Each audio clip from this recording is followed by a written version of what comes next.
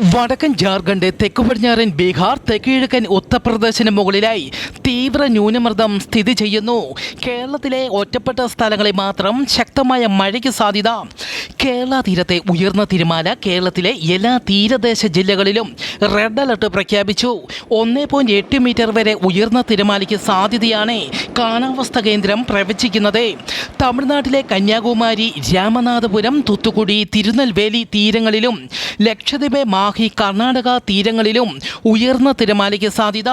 മത്സ്യത്തൊഴിലാളികളും തീരദേശവാസികളും ജാഗ്രത പാലിക്കണമെന്നും ചെറിയ വള്ളങ്ങളും ബോട്ടുകളും ഈ സമയം കടലിലേക്ക് ഇറക്കുന്നത് ഒഴിവാക്കണമെന്നും ബീച്ചുകളിലേക്കുള്ള യാത്രകളും കടലിൽ ഇറങ്ങിയുള്ള വിനോദങ്ങളും പൂർണ്ണമായും ഒഴിവാക്കണമെന്നും അറിയിച്ചു.